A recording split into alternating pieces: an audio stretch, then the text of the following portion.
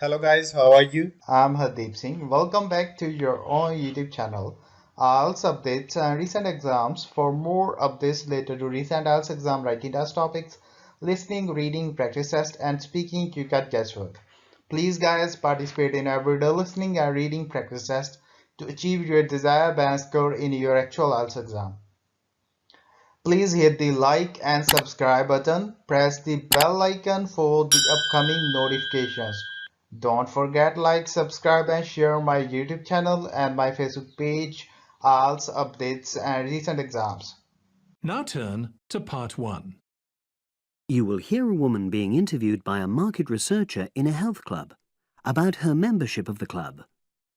First, you have some time to look at questions 1 to 5.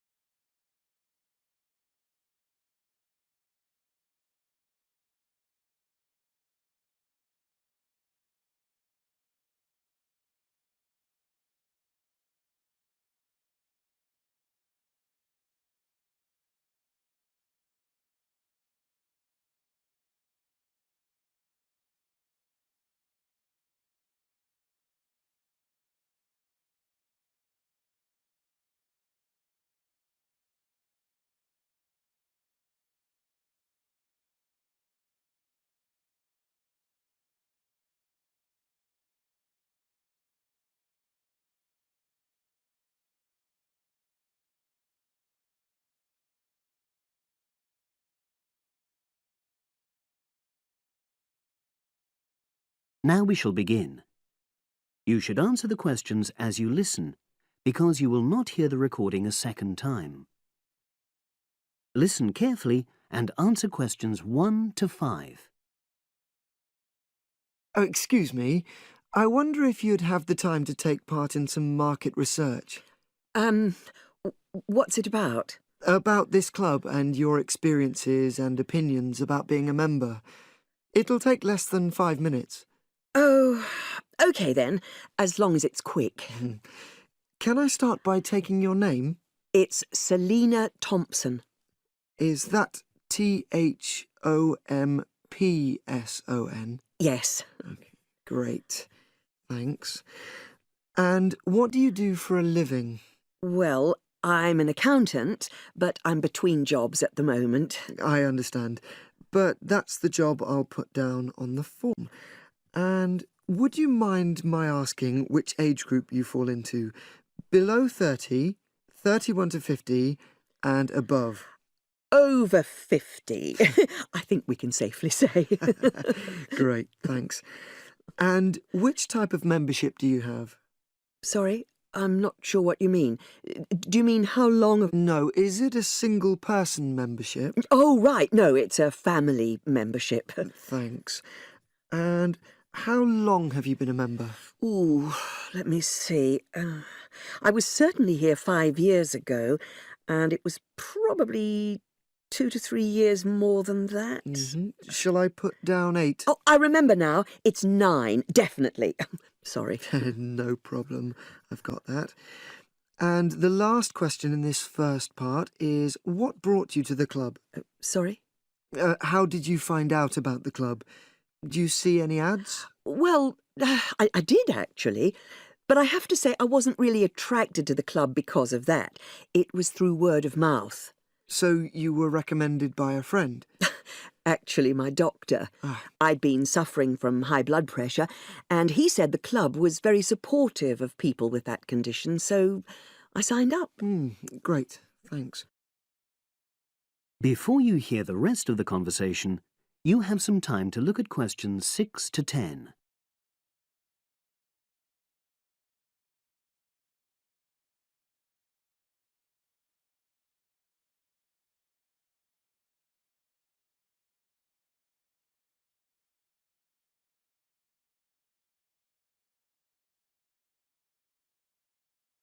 Now listen and answer questions 6 to 10. Now, for the second part of the form, I want to ask a bit more about your experience of the club. Sure. How often would you say you use the club? It varies enormously, depending on how busy I am. Of course. But on average, per month? I'd say it averages out at twice a week. OK, so 8 on average. Yeah, and 4 of those are aqua aerobics classes. That leads me to the next question. Would you say the swimming pool is the facility you make most use of? Fair to say that, yep. Right, thanks. And are there any facilities you don't use? One area I realise I've never used is the tennis courts. And there's one simple reason for that. You don't play tennis? Actually, I'm not bad at it. Oh. It's that I'm not happy having to pay extra for that privilege. Oh, right. I've made a note of that. Thanks.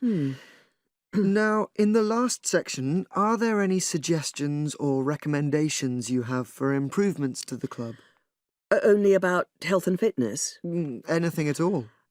Well, I'd like to see more social events. Oh. It isn't just a question of getting together for games or classes, but other things, you know. Yes, sure. And another thing that I was thinking when I had my yoga class in the gym last night, we were all sweltering in the heat, was that I think they should put in, or, you know... Air conditioning. That's exactly what I mean. The rooms are really light and well designed, but they do need proper installations. Sure.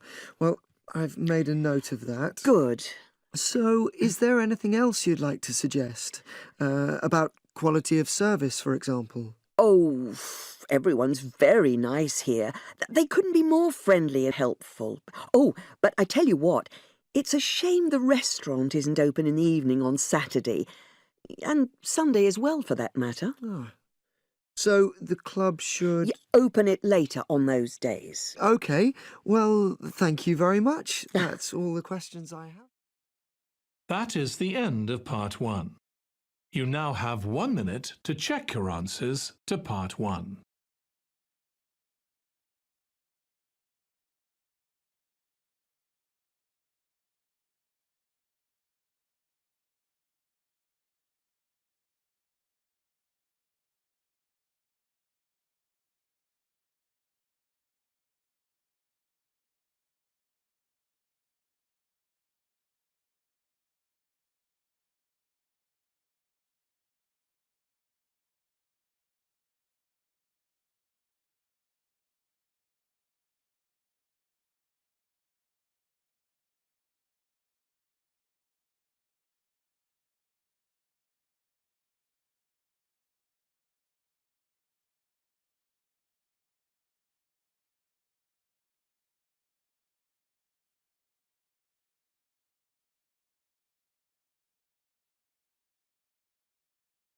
Part 2.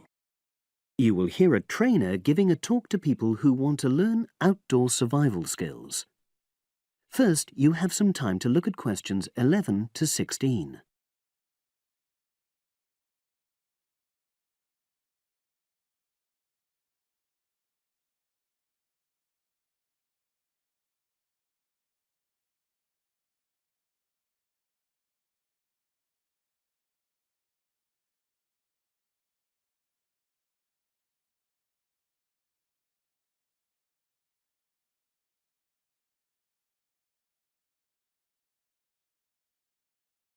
Now listen and answer questions 11 to 16. Good morning, everyone, and welcome to our outdoor survival program. As you know, this week you'll be learning some of the basic information and skills you need to look after yourself independently in the outdoors. These first 2 days will be based here in the classroom, and then we'll be taking a camping trip to put into practice some of the things you've learned. I'm going to start off with the topic of food. And to start with, I'll describe just 2 methods which we'll be putting into practice at our camp, and which make use of natural resources, the steam pit and the bamboo pot. I've got 2 posters here to make things clearer, and I'll start with the steam pit here. To make this, You'll need some dry sticks, some grass, some loose earth, and some stones. And for this week only, some matches. The first thing you do is to dig a shallow pit in the place you've chosen to do your cooking. Let's say about 25 centimeters deep and 30 centimeters wide. Your sticks have to be a bit wider than the pit because you have to put a line of them along the top from one end of the pit to the other. Before setting light to these, you take some large stones and arrange them on top.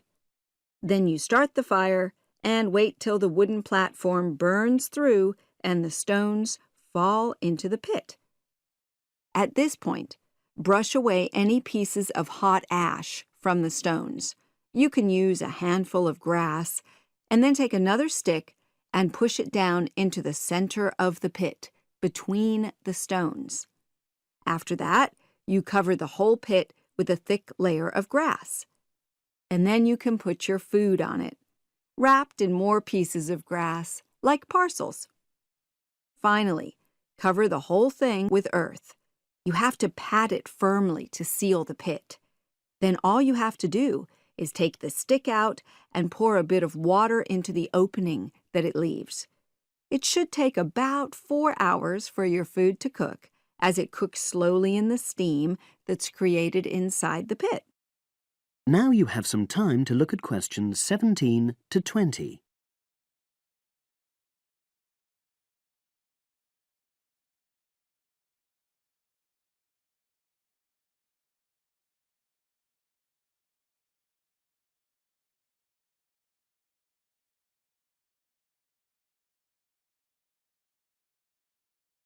Now listen and answer questions 17 to 20. So, simple but effective. The other method you're going to practice this week is the bamboo oven. Now, the steam pit is ideal in certain conditions because the heat is below ground level. For example, if there's a strong wind and you're afraid a fire might spread. But when it's safe to have an open fire, you can use the bamboo oven method. You get a length of bamboo, which, as you probably know, is hollow and consists of a number of individual sections with a wall in between. You use a sharp stick to make a hole in each of the dividing walls apart from the end one. Then you lean the bamboo over a fire, with the top propped up by a forked stick and the bottom sitting on the ground. You pour enough water in the top to fill the bottom section, and then light a fire underneath that section to heat the water. Then you put your food inside the top section, and the steam coming up the bamboo through the holes you made cooks it.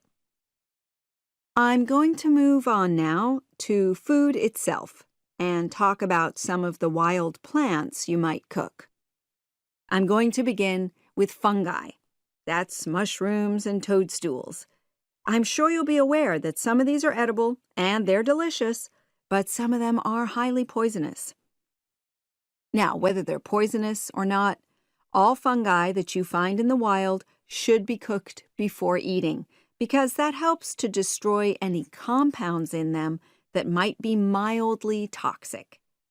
But be aware that any amount of cooking won't make poisonous varieties any safer to eat. Unless you can definitely identify a fungus, you should never eat it. It's not worth the risk. And you need to be really sure, because some fungi that are poisonous are very similar in appearance to certain edible varieties. They can easily be mistaken for each other. So, having said all that, fungi are delicious when they're freshly picked, and although they are only moderately nutritious, they do contain minerals which the body needs.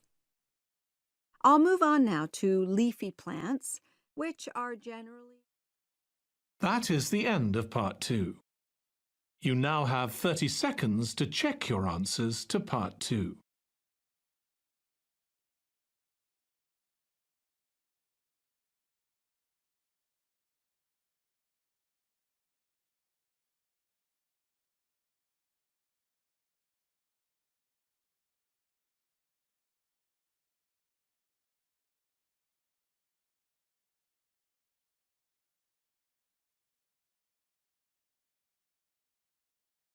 Part 3. You will hear two students discussing a project they have to do as part of a literature course on great books. First, you have some time to look at questions 21 to 25.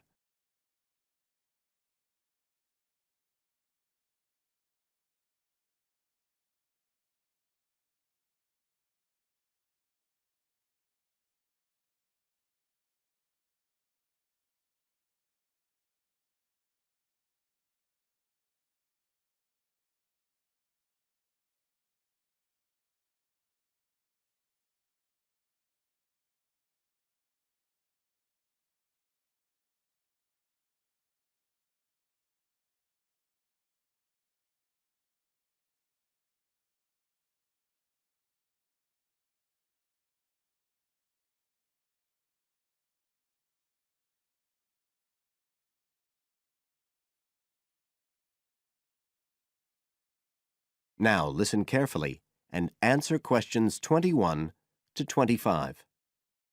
Hi, Joey. How are you doing? I heard you were sick. Oh, hi, Olivia. Yeah, I had a virus last week, and I missed a whole pile of lectures, like the first one on the great books in literature, where Dr. Castle gave us all the information about the semester project. I can give you copies of the handouts. I've got them right here. That's okay. I already collected the handouts, but I'm not very clear about all the details. I know we each have to choose an individual author.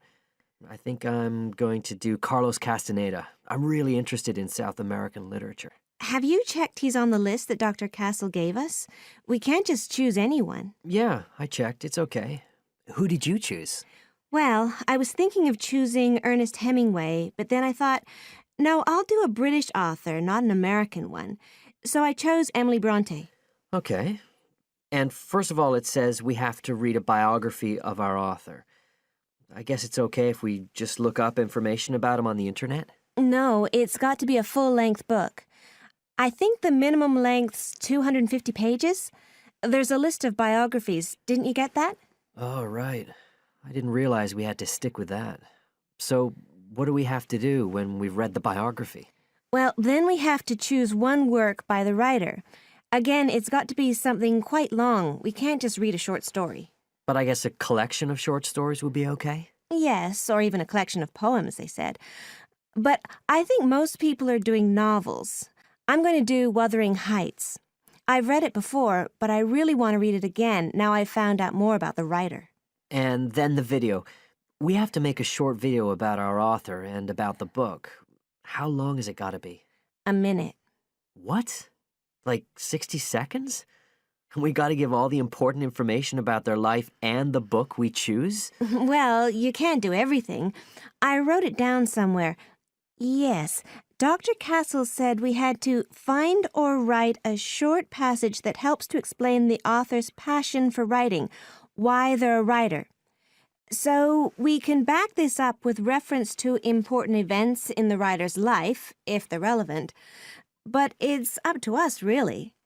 The video's meant to portray the essence of the writer's life and the piece of writing we choose. So when we read the biography, we have to think about what kind of person our writer is. Yes, and the historical context and so on. So for my writer, Emily Bronte, the biography gave a really strong impression of the place where she lived and the countryside around. Right. I'm beginning to get the idea. Before you hear the rest of the talk, you have some time to look at questions 26 to 30.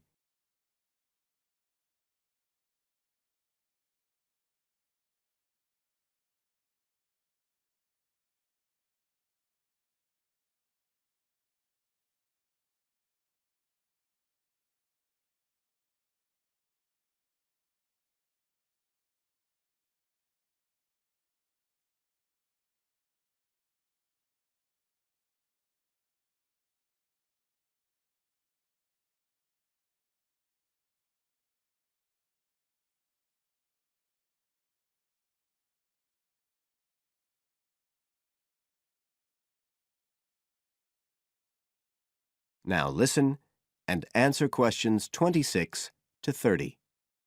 Can I check the other requirements with you? Sure. The handout said after we'd read the biography, we had to read the work we'd chosen by our author and choose a passage that's typical in some way, that typifies the author's interests and style. Yes, but at the same time, it has to relate to the biographical extract you choose. There's got to be some sort of theme linking them. Okay, I'm with you. And then you have to think about the video. So are we meant to dramatize the scene we choose? I guess we could, but there's not a lot of time for that.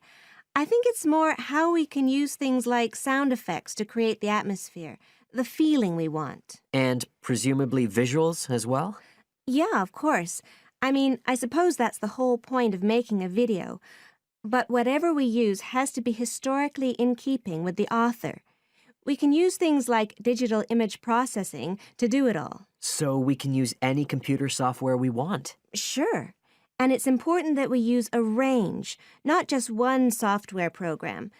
That's actually one of the things we're assessed on. Okay.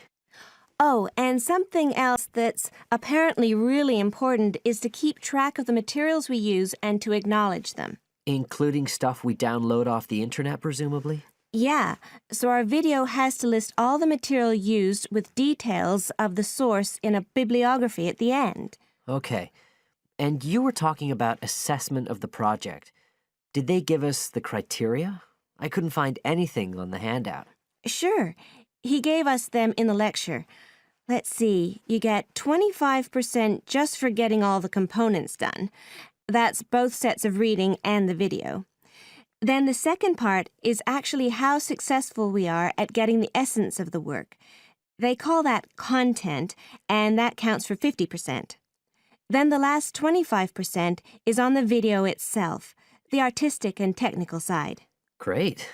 Well, that sounds a lot of work, but a whole lot better than just handing in a paper. Thanks a lot, Olivia. You're welcome. That is the end of part 3.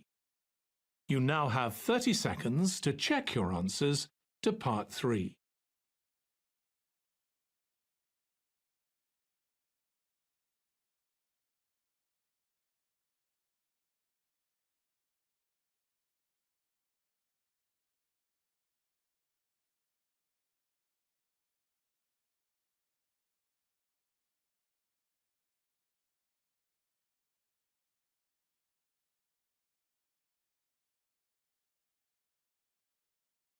Part 4. You will hear a speaker giving a talk about some recent research about unusual life forms. First, you have some time to look at questions 31 to 40.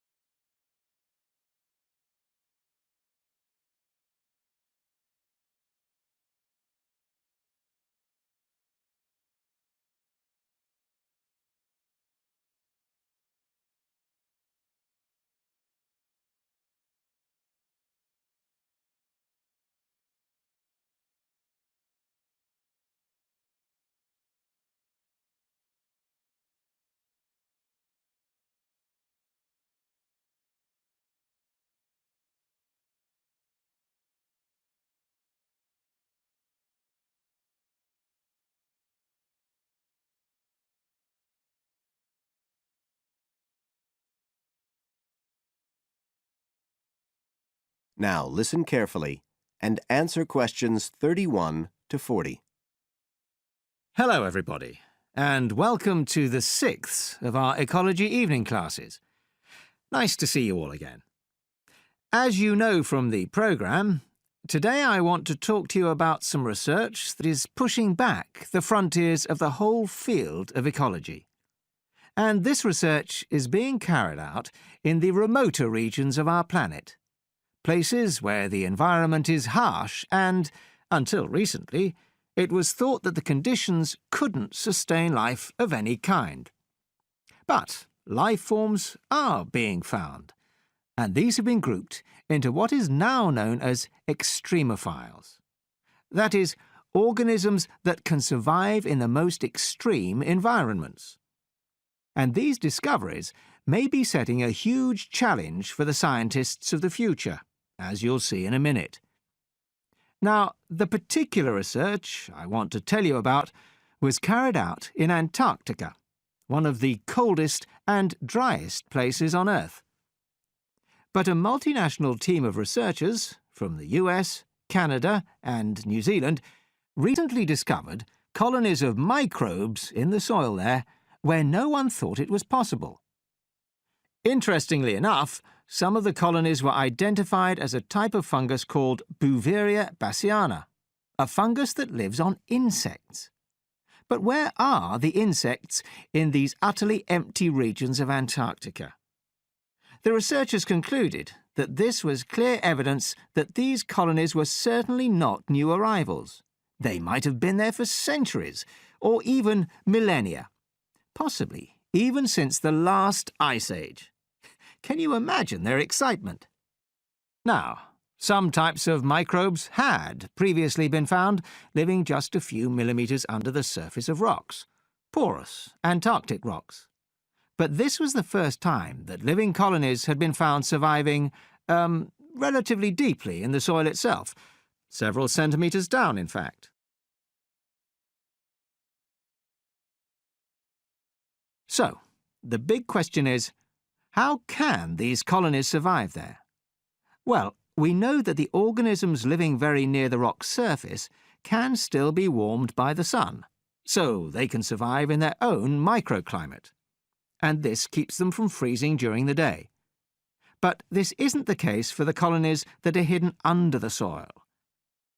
In their research paper, this team suggested that the very high amounts of salt in the soil might be the clue, because this is what is preventing essential water from freezing. The team found that the salt concentration increased the deeper down they went in the soil. But while they had expected the number of organisms to be fewer down there, they actually found the opposite.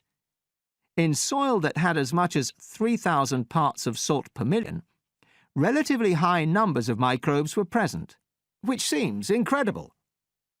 But the point is that at those levels of salt, the temperature could drop to minus 56 degrees before frost would cause any damage to the organisms. This relationship between microbes and salt, at temperatures way below the normal freezing point of water, is a really significant breakthrough. As you all know, life is dependent on the availability of water in liquid form, and the role of salt at very low temperatures could be the key to survival in these kinds of conditions. Now, the process at work here is called supercooling, and that's usually written as one word, but it isn't really understood as yet, so there's a lot more for researchers to work on. However, the fact that this process occurs naturally in Antarctica may suggest that it might occur in other places with similar conditions, including on our neighbouring planet, Mars. So, you can start to see the wider implications of this kind of research.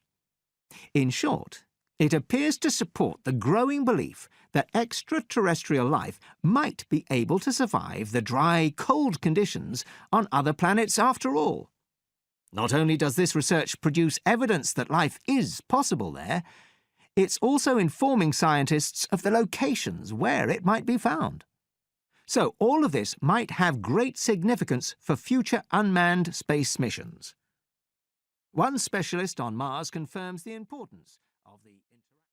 That is the end of part 4. You would now have 10 minutes to transfer your answers to the answer sheet. So guys, don't forget like, subscribe and share my YouTube channel and my Facebook page. IELTS updates and recent exams. For more updates related to recent IELTS exam writing test topics, listening, reading, practice test and speaking, you got guesswork. Please guys, participate in everyday new IELTS listening and reading practice tests to achieve your desired band score in your actual IELTS exam. For more IELTS material, visit my official website www.ieltsupdatesandrecentexams.com. The link is given below in the description. If you need PDF files of latest IELTS material, then please join my Telegram channel. So guys, please write your score below the comment section. Again, thanks for listening. God bless you all guys. Stay tuned, stay safe.